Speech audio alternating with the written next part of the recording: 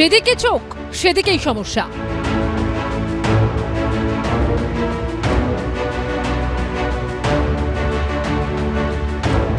গ্যাসের জেরে পেটের সমস্যা। আজকে আমরা একটা কমিউনিটি কিচেনে আছি গড়িয়াহাটের, সেখানে দেখছি শুধুমাত্র এইভাবেই খিচুড়ি রান্না হচ্ছে। অর্থাৎ যেখানে আজকে মেনুতে একাধিক খাবার থাকার কথা এবং সেই খাবার আজকে স্কুলে স্কুলে যাওয়ার কথা, সেখানে গ্যাস বাঁচাতে শুধুমাত্র খিচুড়ি রান্না হচ্ছে।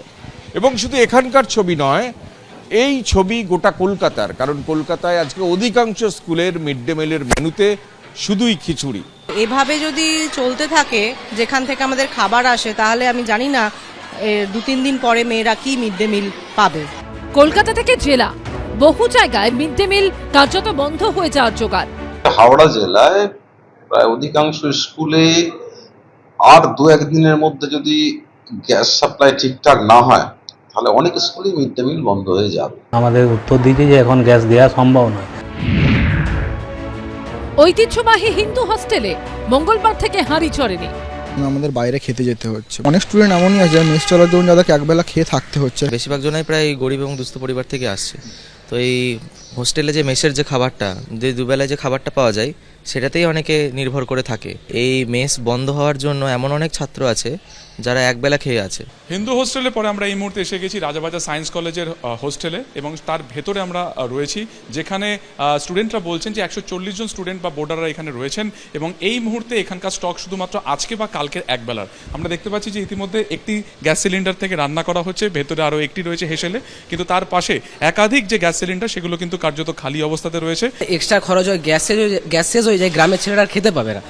পেটে খেলে পিঠে সয়, আর গ্যাস না থাকলে মনে ভয়। এবিপি আনন্দ। সুযোগ বারবার আসে না, তাই সুযোগ একবার যদি ফসকে যায় তাহলে কিন্তু যোগের অঙ্কে খরা। নতুন করে বলার দরকার নেই, কিন্তু ওই ইস্তেহারে যত বুলি থাকে, বুলবুলিতে ঠুকরে খেলেও তা শেষ করা যাবে না।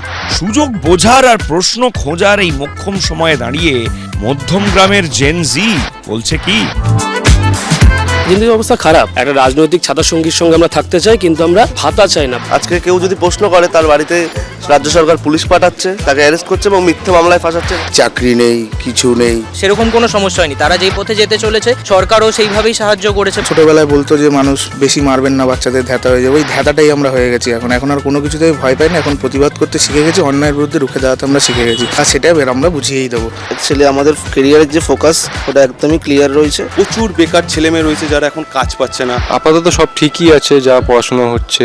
চাকরি বাকরি তো নিজেদের ইয়েতেই করতে হয়, যে ভালো করে পড়াশোনা করি যাতে চাকরি পাই। এখন জেনজিরা অনেকটা হীনমন্যতার মধ্যে পড়ে রয়েছে। সেফলি আমরা থাকতে পারি, যেটা আগে আমরা পারতাম না। আগে অনেক সমস্যাও হতো। এখানে নতুন জেনারেশনকে এখন ভাতায় আটকে দিয়েছে, কোনো শিল্প নেই, চাকরি নেই। প্রচুর মানুষ জবস করছে।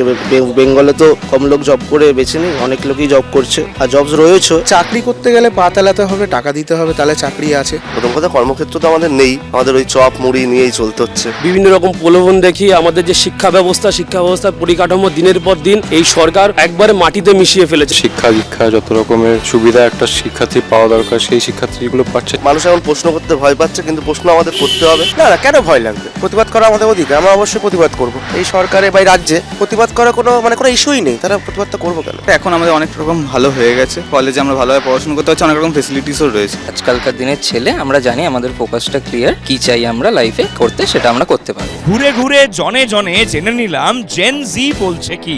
মধ্যম গ্রামের পর আবার দেখা হবে অন্য কোনো এক কেন্দ্রে। আপনারা দেখতে থাকুন জেন জি বলছে কি, আর চোখ রাখুন এবিপি আনন্দে। এবিপি আনন্দ, এগিয়ে থাকে, এগিয়ে রাখি।